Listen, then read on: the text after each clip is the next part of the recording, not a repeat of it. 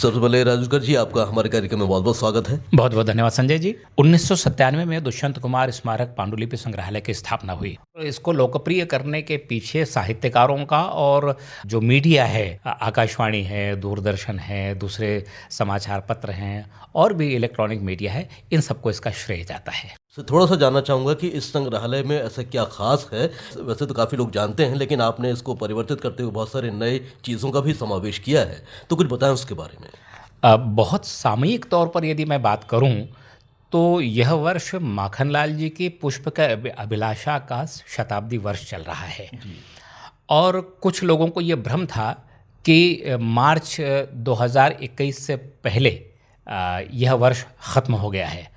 शायद गूगल पर और तमाम दूसरे माध्यमों पर यह कहीं जानकारी मिली, जिसको लेकर कुछ संस्थाओं ने ये कार्यक्रम किए थे। लेकिन हमारे पास बहुत ही प्रामाणिक तौर पर यह कविता मौजूद है माखनलाल जी की आवाज़ में। उन्होंने खुद ये कहा है कि यह कविता 1922 में मार्च में बिलासपुर जेल से छूटने के बाद जबलपुर जेल जब लाए गए माखनलाल जी, तब गणेश शंकर विद्यार्थी जी के कहने पर यह कविता लिखी। तो यह शताब्दी वर्ष चल रहा है और यह कविता उनकी आवाज़ में है। उसके अलावा ऑडियो हमारे पास बहुत सारे हैं लेखकों के। और हस्तलिखित धरोहर में रविन्द्रनाथ टैगोर, हरिवंश राय बच्चन, माखनलाल चतुर्वेदी, अमृत राय, अमृतलाल नागर, हरिवंश राय बच्चन और रेणु जी, तमाम लोगों के हस्तलिखित धरोहर है। धरोहर में उपयोग की वस्तुएं भी, जैसे काका हाथरसी का 1906 का ख़रीदा हुआ टाइपराइटर हमारे पास है।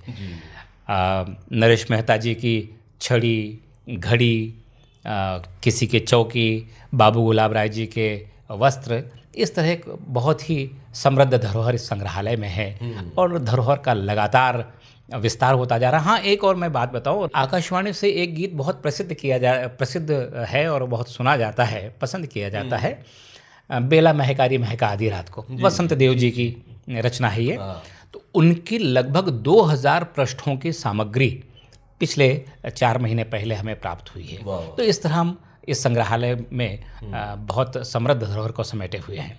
वाकई समृद्ध धरोहर है और इस धरोहर को संरक्षित करने के लिए, मतलब उसको करीने से रखने के लिए भी आपको काफ़ी मेहनत मशक्क़त करनी पड़ती होगी। उसके बारे में कुछ बताएं कि कैसे आप इसको संजो कर रखते हैं। सबसे पहले तो धरोहर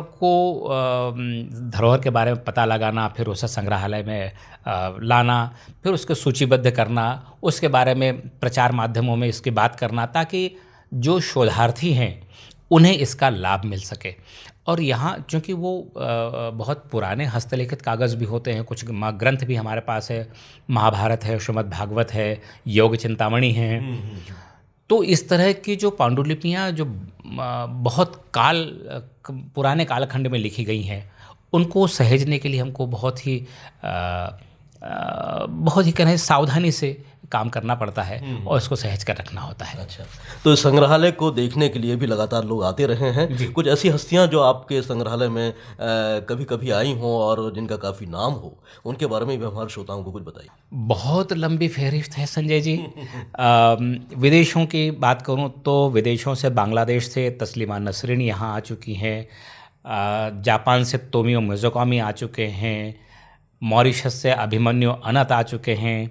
देश के तमाम बड़े साहित्यकार और पत्रकार, जिनमें कमलेश्वर जी हैं, बालकवि बैरागी हैं, डॉक्टर नामवर सिंह हैं, प्रभाष जोशी जी हैं, और फिल्मी दुनिया से जया बच्चन जी, टॉम आल्टर, रघुवीर यादव, उत्तरा बावकर, अचला नागर, तमाम कितने नाम गिनाए,